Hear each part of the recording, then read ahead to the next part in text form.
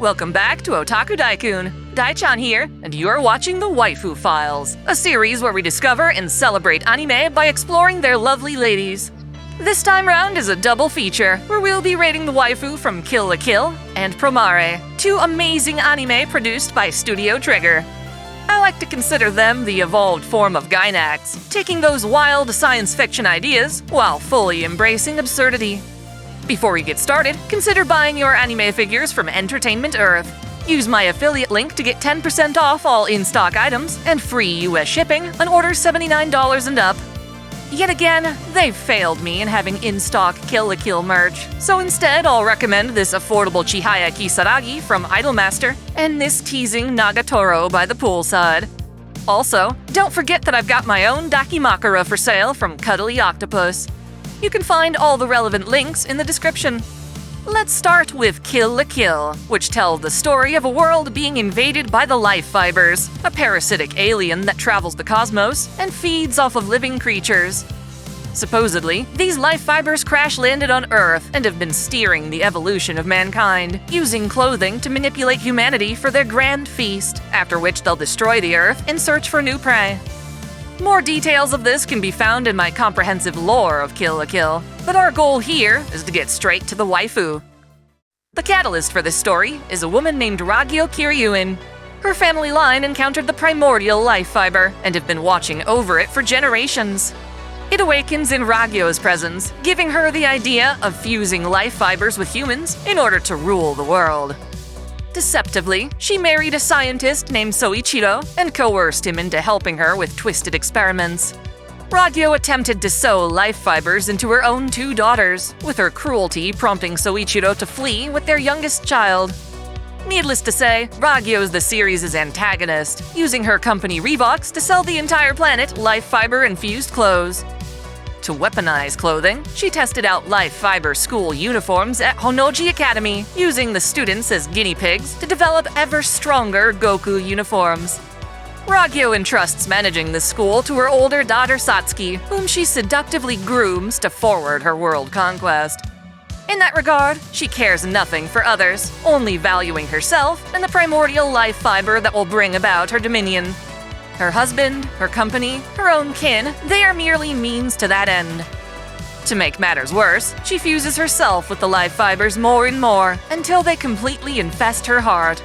Even at the very end, she'd rather off herself than admit defeat, yanking out and crushing her own heart. She's kinda hot, and I have to give her credit for passing that down to her daughters. That said, you can see the villainy in her attitude at all times, which is a huge turnoff. I give her 2 stars. It's surprisingly refreshing to have such an unabashedly evil woman as an antagonist. Ragyo's daughter, Satsuki Kiryuin, is the president of Honnoji Academy Student Council. Her main duty is to further develop Goku uniforms, testing them through a rigid hierarchy that pits the students in competition against each other. She stands above the lowly masses, ruling over them with a stoic, intimidating perfection. To match her attitude, Satsuki demonstrates absolute strength by wielding the secret sword Bakuzan, a blade sharp enough to cleave through the life fibers. When she was but a child, her father gifted her a special Goku uniform known as a Kamui. This garment, Kamui Junketsu, is of the ultimate caliber. By letting it feast upon her blood, Satsuki can wear this Kamui in battle. Rather than feel shame, she embraces this exposure for the power it gives her. While it's a dangerous endeavor, needing the strength of will to dominate a piece of life fiber technology, she knows she'll need it to defeat her mother. That's right, rather than play into Ragyo's hands and act as a puppet, Satsuki secretly plans to end her mother's evil by fostering Honnoji into a rebellious army. In that endeavor, she's challenged and befriended her elite student council. Every moment she spends as an antagonistic force gets paid back in sheer justice. Satsuki refuses to be taken advantage of, and even in the most dire of straits, she always clings to a way of fighting back. That charisma gains her both valuable allies and fierce rivals. When it comes to her own sister Ryuko, however, she starts out on the wrong foot. Instead of confiding in Ryuko, Satsuki tries to provoke her, using her hatred as a means of strengthening the academy. Ultimately, though, the two must work together if they want to stand a chance against their arrogant mother. I give Satsuki Kiryuin 4 stars. She's a certified badass who conducts herself maturely for the sake of a greater good. Satsuki's sister, Ryuko Matoi, however, recklessly kicks things up a notch. Originally abandoned by her mother, Ryuko was saved and raised by her father Soichiro in secrecy. He too planned to fight back against Ragyo, developing two very important weapons he hoped to entrust to Ryuko. First were the rending scissors, a pair of blades that could fully cleave life fibers from both sides at once. Second was the Kamui Senketsu, a sentient sailor uniform that would give Ryuko the power to face Ragyo and the primordial life fiber. The man Ryuko knows as her father is a disguise, an old codger named Ishin Matoi. He was always too occupied with his studies to be there for her, and as a result, she was a target for bullies at school. Fighting back turned Ryuko into a delinquent gangster who could fend for herself. Despite this, she yearned for her father's affection, and when she went to visit him one night, she found him pierced through by the red scissor blade. On the verge of death, Ishin gave Ryuko the choice of living peacefully or taking up his fight. Aggressively, Ryuko took up the blade and pursued her father's killer, despite never getting a proper look at who did it. Aiming to take revenge, she transfers to Honnoji Academy and mistakes Satsuki for her target. In turn, Satsuki plays the role of villain to harness Ryuko's rage. In order to thrive in the academy, Ryuko needs the power to fight and is led to the ruins of her father's house to discover Senketsu. At first, Ryuko is humiliated by the uniform, reluctant to synchronize with it. Throughout the anime, however, she strengthens her bond with Senketsu, forming a true connection that makes her ever stronger. Her upward trajectory hits a rut when she discovers her father's killer is actually one of Ragyo's minions, Nui Harime. When the truth is finally revealed to her, Ryuko confronts Ragyo, but falls for her mother's manipulation. Unable to resist the life fibers infused with her heart, Ryuko is brainwashed by her mom, but thankfully, she tears herself free and teams up with Satsuki to end things once and for all. Ryuko is a kind-hearted girl who adopts an aggressive, violent attitude to defend herself. That raw, tomboy energy is to die for, and she's amazing in both Japanese and English dubs. Erica Mendez does a phenomenal job at matching the original performance. I give Ryuko Matoi the full 5 stars. She is by far one of the hottest waifu in all of anime, and one of my all-time favorite characters. Senketsu, both when casual and activated, is a phenomenal outfit that lets Ryuko be both strong and sexy simultaneously.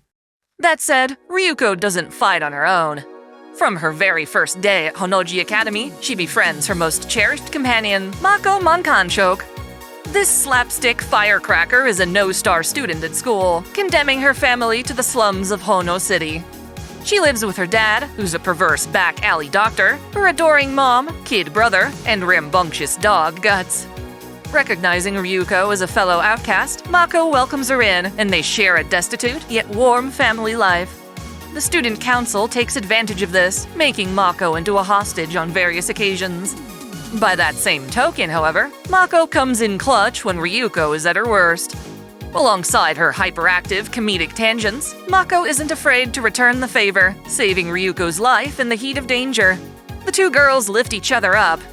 In a way, Mako's an enigmatic equalizer, interacting with the student body without bias, no matter their rank. For a time, she gets lost in luxury after succeeding as president of the Fight Club, but learns that wealth isn't as important as a loving family. Her design is incredibly simple, but her wacky personality and wild animations elevate her appeal. Plus, she's got a knack for being held upside down. You've gotta like that.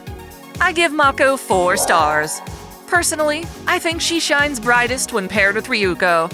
It's their bond that makes her quirkiness especially endearing. You know what they say, the apple doesn't fall far from the tree. Sure enough, Mako's mom, Tsukuyo Mankanchoke, is also quite quirky. She's a doting housewife who makes the best of her situation to raise the family. The slums are extremely sketchy, and even though ingredients are hard to come by, she fries up whatever she can gather into delicious mystery croquettes that the family loves. When Ryuko comes to stay with them, Tsukuyo welcomes her as another daughter, providing her a maternal bond she never had before. Aside from moments where she has to discipline her son and husband, Tsukuyo and her family operate as a single unit, taking advantage of every opportunity for free food and entertainment. While she may get distracted, it's clear that she loves her family, and that tenderness almost leaps out of the screen. For that, I give her 2 stars. I'd give her 3, but I'm not really into MILFs. Let's hop back to Satsuki's side of things.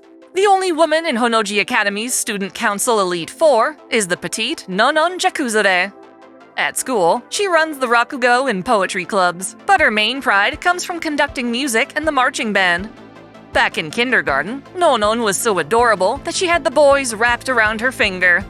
While it was impressive how the kids would bend to her will, Nonon quickly realized her authority was nothing compared to Satsuki's charisma. From then on, the two became close friends, with Nonon vowing to support Satsuki from below. Based on her name, Jakuzure, she is known as the Snake, which seems fitting for her feisty attitude. As one of the Elite 4, she wears a 3-star Goku uniform, the Symphony Regalia, which transforms into an airship and fires musical weaponry. In the face of defeat, she can revive through an encore, channeling powerful sound waves from Beethoven's 5th Symphony through a cannon. Her uniform gets upgraded across the anime, and in proper upgrade fashion, that means it gets skimpier. Hell yeah!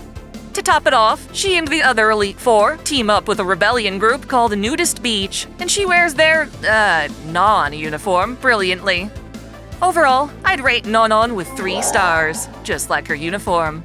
Her bratty, confident attitude is quite appealing. In contrast to Nonon, we've got Nui Harime, the grand couturier of Revox, whose nonchalant attitude is quite grating. This girl is an artificial daughter that Ragyo created through a life fiber womb. She may look cute, but she's a total sadist, being the one to find and murder Ishin Matoi.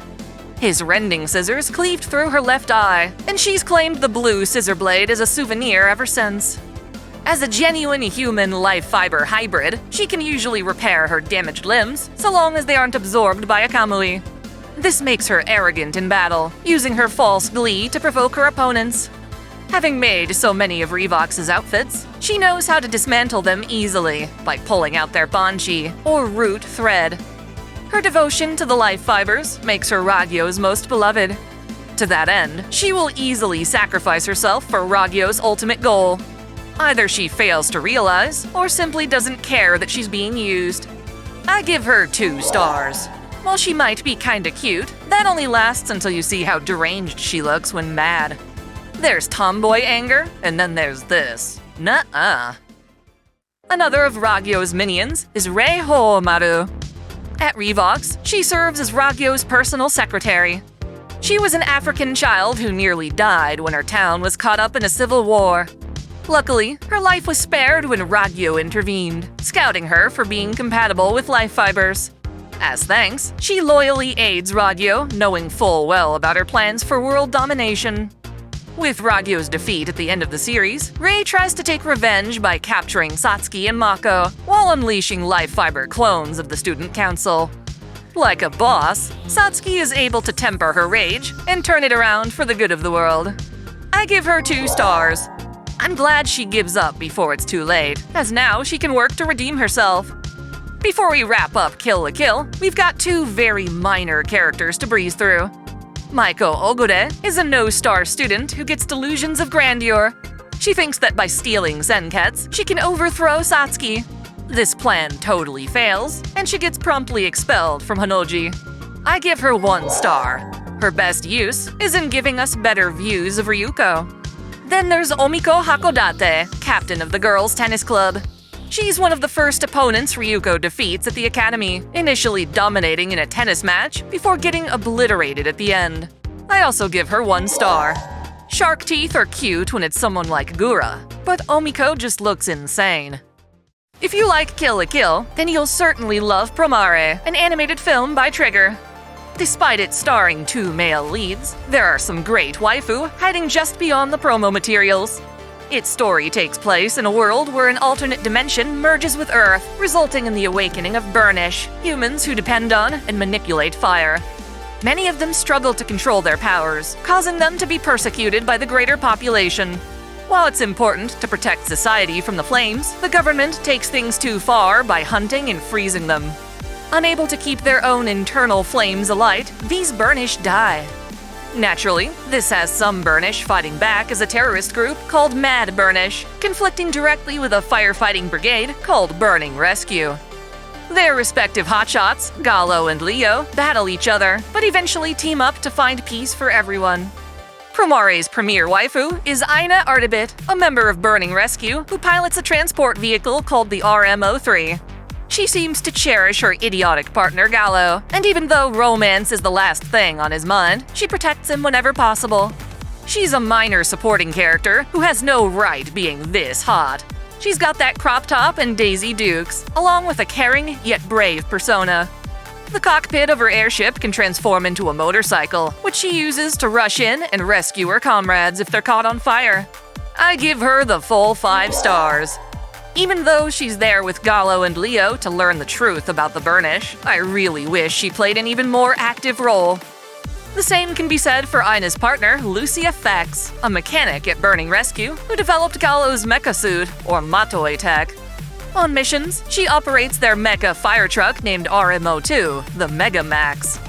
Despite her petite frame, Lucia is a genius inventor who made most of her team's equipment. She got into the business to use active missions for field research. Aside from being a technophile, she also has a sweet tooth and keeps lollipops in her locker. Again, since when does a scientist need to be this sexy? The black bra and red miniskirt rock so damn hard. She gets 4 stars. Perhaps if she stood out more in the story, I'd even bump her up to 5. Ina's sister is Harris Artibit. Rather than the Fire Brigade, she's the head scientist of the Foresight Foundation, an anti-Burnish research group. She was personally hired by Cray Foresight, the organization's billionaire leader who appears to be everyone's benevolent hero. Hoping to create a better world, Harris maintains the Prometech engine, the device that channels power from the Burnish. While it seems cruel, this engine is needed to power the Parnassus, an ark that will save humanity when Earth is destroyed. However, she abandons this research when it's revealed that Cray knew of an alternate solution, but kept it a secret by murdering his mentor, Professor Deus. Harris then puts all her trust in Ina and her Burning Rescue to save the world. I give her 2 stars. I feel she could have had more compassion for the Burnish even before the big reveal.